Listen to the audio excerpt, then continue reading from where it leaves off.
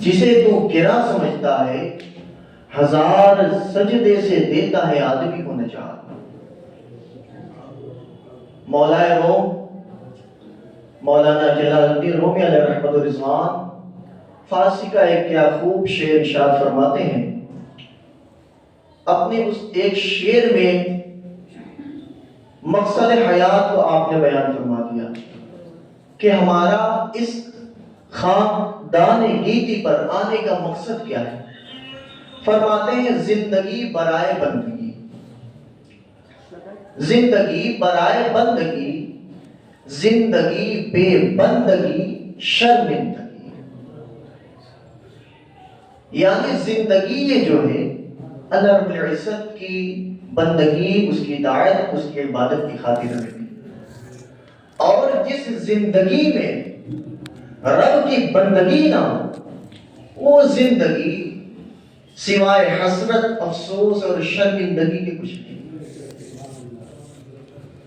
عزیزان ملت اسلامیہ، میں تمہیدی گفتگو نہ کر کے میں اپنے موضوع کی طرف چند لمحے گفتگو کرنے کی سعادت حاصل کرتا ہوں۔ آپ حضرات بغور سماعت کریں۔ اللہ رب العزت قرآن مقدس میں ارشاد فرماتا ہے ان الصلاۃ تنہی عن الفحشاء والمنکر، بے شک نماز برے کام اور بے حیائیوں سے روکتی ہے۔ گرامی قدر بزرگوں اور ساتھیوں، آپ کی توجہ چاہوں گا، اللہ رب العزت قرآن مقدس میں یہ فرماتا ہے کہ نماز برے کام اور بے حیائیوں سے روکتی ہے۔ اللہ پاک کا قرآن، اس کی آیتیں برحق، لیکن اگر آج ہم اپنے معاشرے میں دیکھیں، ہم اپنے حال پر غور کریں، کیا واقعی ہماری نمازیں ہمیں برے کام اور بے حیائیوں سے روکتی ہیں؟ میں ایک چھوٹی سی مثال آپ کے سامنے پیش کروں، ایک سوال کے طور پر ایک بات کہوں کہ پہلے میں اور اب میں کتنا فرق ہو گیا۔ پہلے ایک نمازی بندہ ہوتا، اگر وہ کھڑے ہو کر پانی بھی پی لیتا تو لوگ دیکھ کر بہت حیرت کرتے، یار نمازی آدمی ہے، کھڑے ہو کر پانی پی رہا ہے۔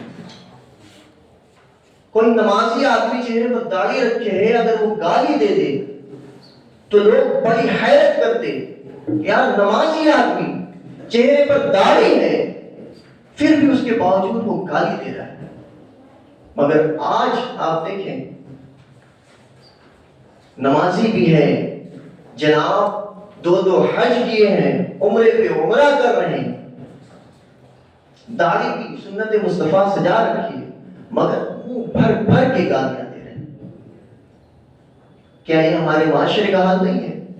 کتنا فرق ہو گیا پہلے سے۔ اب اسے لوگ معیوب بھی نہیں سمجھتے۔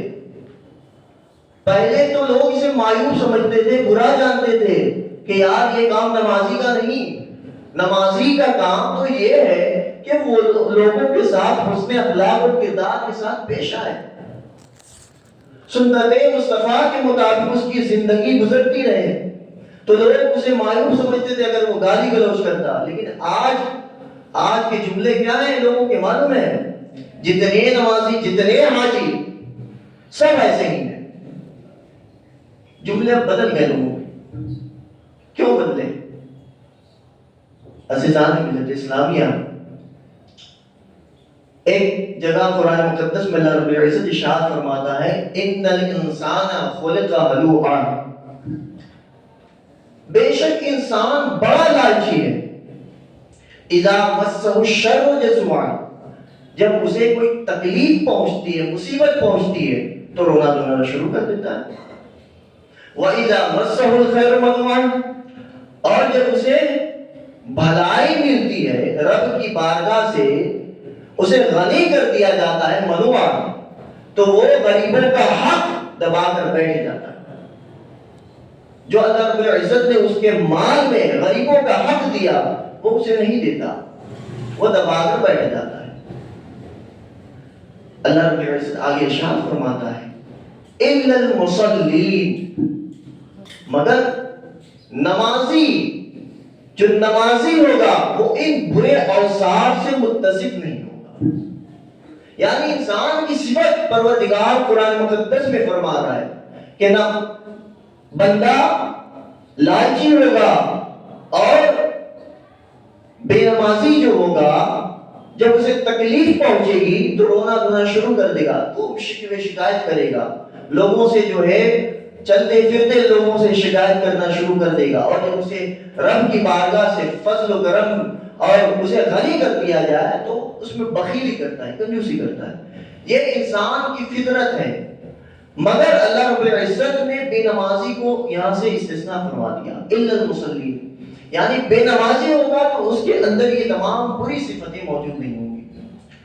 تو قرآن مقدس کا واضح اعلان ہے کہ بے نمازی جو ہے وہ برے کام، حق تلفی، فحش گو، ان تمام بری صفات سے دور رہتا ہے۔ مگر کیا وجہ ہے کہ جناب یہاں 5 وقتہ نمازی ہیں، فجر پڑھ رہے ہیں، تہجد بھی پڑھ رہے ہیں، مگر برائیاں انہیں جو ہے نہیں، ان کی نماز ان کو برائیوں سے نہیں